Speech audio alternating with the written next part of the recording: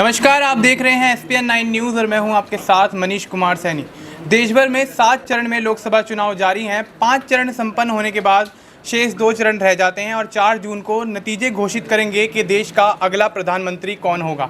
ऐसे में हरियाणा में काफ़ी सियासी बवाल मचा हुआ है और सियासत जो है काफ़ी ज़्यादा गर्माती हुई यहाँ नज़र आ रही है। बीजेपी और कांग्रेस के बीच यहाँ पर घमासान वार पलटवार देखने को मिल रहे हैं और ऐसे में हरियाणा के सीएम नायब सिंह सैनी की मुश्किलें यहाँ पर बढ़ती हुई नजर आ रही हैं। इसी विषय पर बातचीत करेंगे हमारे न्यूज़रूम के सहयोगियों से और जानेंगे विस्तार से इसके बारे में। तो यहाँ पर अमन जी हमारे साथ मौजूद हैं। अमन जी, क्या लगता है कि जिस तरीके से नायब सिंह सैनी के ऊपर यहाँ पर आंच आती हुई दिख रही है, कहीं ना कहीं सीएम पद उनका हिलता हुआ दिख रहा है, तो उसको लेकर क्या बीजेपी जो है कोई बड़ा एक्शन ले सकती है या कांग्रेस जो है वो क्या उनको हटाने में कामयाब हो पाएगी? देखिए, जाहिर सी बात है, जब भी कोई ऐसी संभावनाएं बनती हैं तो जो विपक्षी दल होते हैं वो तुरंत एक्टिव हो जाते हैं और वही काम कुछ कांग्रेस पार्टी भी करती हुई नज़र आ रही है और लगातार इस फिराक में है कि 6 महीने को ही सही लेकिन हरियाणा की सत्ता पर वो काबिज हो जाएं। आप देखिए, चाहे भूपेंद्र सिंह हुड्डा हों या और तमाम सारे नेता हों, वो इस कोशिश में हैं और लगातार ये बात कहते हुए दिखाई पड़ रहे हैं कि बीजेपी सरकार इस समय अल्पमत में है, क्योंकि जो कह सकते हैं पूरा जो बहुमत का आंकड़ा होना चाहिए वो उनके पास नहीं है। तो जाहिर सी बात है कि कांग्रेस पार्टी की संभावना कर रही है कि अगर यहाँ पर कुछ भी 19-20 चीज़ें होती हैं तो वो मौके की फिराक में जैसे उनको मौका मिलता है ज़रूर वो सरकार बनाना चाहेंगे। लेकिन हाँ, ये ज़रूर कहा जाएगा कि नायब सिंह सैनी जो जिस उम्मीद से बीजेपी उनको सत्ता में उनको आसीन किया बैठाया, उनकी उम्मीदें मुझे लगता है धराशायी होती हुई नज़र आ रही हैं, क्योंकि 2 महीने के अंदर ही इस तरह से विधायकों का उनके ऊपर से मोह भंग होना, तमाम जो निर्दलीय विधायक है वो उनसे दूर जाना और कांग्रेस पार्टी को सपोर्ट करना, ये बताता है कि नायब सिंह सैनी वो कह सकते हैं चीज़ें कायम नहीं कर पाए जो एक तरीके से उनसे पहले मनोहर लाल खट्टर लगातार 9 साल तक सीएम रहे और एक तरीके से सरकार को लेकर चलते रहे। वो चीज़ें कहीं ना कहीं नायब सिंह सैनी में दिखाई नहीं पड़ती। इसीलिए कह सकते हैं हरियाणा के अंदर जो बीजेपी है वो सत्ता से लगभग बाहर होती हुई दिखाई पड़ रही, क्योंकि चुनावों के बाद ज़रूर इसके ऊपर चर्चा होने वाली है। इसको लेकर पॉलिटिकल जो माहौल है वो गरमाने वाला है, क्योंकि यहाँ पर ये लगातार कहा जा रहा है कि जो नायब सिंह सैनी सरकार है वो अल्पमत में, और ऐसे में कांग्रेस पार्टी यहाँ पर अपने लिए एक मौके की संभावना जरूर तलाशेगी। अच्छा, जिस तरीके से नायब सिंह सैनी पर दबाव बनाया जा रहा है विपक्ष के द्वारा, तो उसको देखकर क्या लगता है, क्या लोकसभा चुनाव के समापन से पहले ही यहाँ पर सरकार गिरती हुई नजर आ सकती है? देखिए, जाहिर बात है और इसको लेकर यही बात कही जा रही है कि हो सकता है कि लोकसभा चुनावों के ख़त्म होने का इंतजार किया जा रहा हो कि अगर, क्योंकि 25 मई को हरियाणा में चुनाव भी हैं, तो तमाम सारी जो चीज़ें हैं पॉलिटिकल तौर पर जो कहीं ना कहीं लोकसभा चुनाव है और ये चीज़ें ख़त्म होती हुई नजर आएंगी। उसके बाद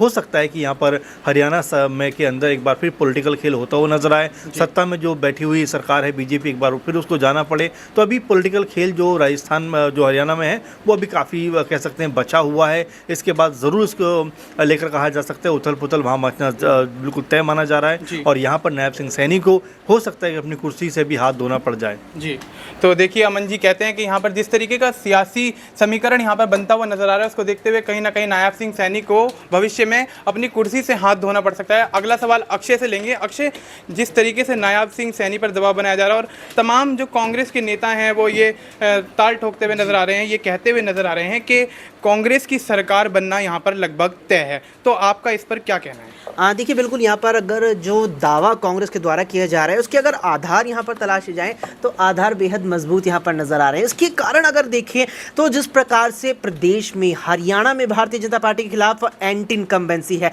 सत्ता विरोधी लहर है, वो सबसे बड़ा इस वक्त मुझे लगता है कि हथियार कांग्रेस के लिए बन सकता है भाजपा के खिलाफ प्रदेश के अंदर। और जो ये एंटी इनकम्बेंसी है मनीष, इस पर मुझे लगता है कई इसके कारण रहे हैं, चाहे वो यहाँ पर मनोहर लाल खट्टर के पिछले 10 सालों का कार्यकाल हो, 10 नहीं 9 साढ़े 9 सालों का कार्यकाल हो, उसमें जो प्रमुख मुद्दे रहे जो पूरी तरीके से यहाँ पर जिनका समाधान नहीं निकल पाया, उन्हें लेकर के जनता के मन में कहीं ना कहीं अब रोष नजर आ रहा है और जिसके चलते वो बीजेपी के खिलाफ अब अपना मत देने का मन यहाँ पर बना रहे हैं जो कांग्रेस का समर्थन कर सकते हैं। इसके अलावा किसान आंदोलन को देखिए किसी भी सूरत हाल में भुलाया नहीं जा सकता। उसका असर, किसान आंदोलन नाम की जो बड़ी आग यहाँ पर लगी थी उसकी लपटें अब तक हरियाणा में है, उसका असर अब तक हरियाणा में है, जिसका असर साल होने वाले राज्य की 90 विधानसभा सीटों वाले विधानसभा चुनाव और उसके परिणाम पर भी देखने को मिल सकता है। जी,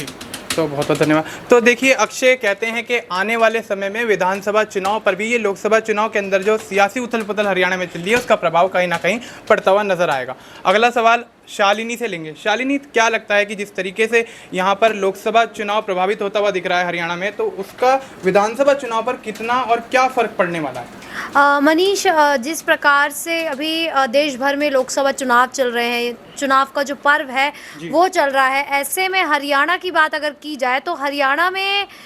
लोकसभा चुनाव तो चल ही रहा है। और आपको बता दें कि आने वाला जो चरण है, छठा चरण है, उसमें हरियाणा की सभी 10 की 10 लोकसभा सीटों पर चुनाव होना है, मतदान होना है। तो ऐसे में हरियाणा में जो सरकार में उथल पुथल मची हुई है, ये कहीं ना कहीं आपने बिल्कुल सही कहा कि लोकसभा चुनाव को प्रभावित करती दिखाई दे रही है। ऐसे में अगर लोकसभा चुनाव अगर प्रभावित हो जाते तो आने वाला जो विधानसभा चुनाव है वो तो नॉर्मल सी बात है कि वो कहीं ना कहीं उस पर प्रभाव डालेगा ही। और ऐसे में देखना यह होगा कि बीजेपी किस तरीके से यहाँ पर अपना जो दाव है वो बना के रखती है, क्योंकि अगर पहले कुछ समय पहले की बात की जाए तो बीजेपी का दबदबा था हरियाणा में, 10 की 10 लोकसभा सीटों पर बीजेपी थी। लेकिन इस बार ऐसे हालात नहीं लग रहे, इस बार नहीं लग रहा कि बीजेपी 10 की 10 सीटों पर बहुमत अपना कायम करती दिखाई देगी, क्योंकि इस बार जहां जेजेपी का समर्थन था तो वहीं जेजेपी अलग हो चुके हैं। बिल्कुल साफ तौर पर जेजेपी ने कांग्रेस को समर्थन देने की बात कर दी, दुष्यंत चौटाला बीजेपी के खिलाफ दिखाई दे रहे हैं। तो ऐसे में काफ़ी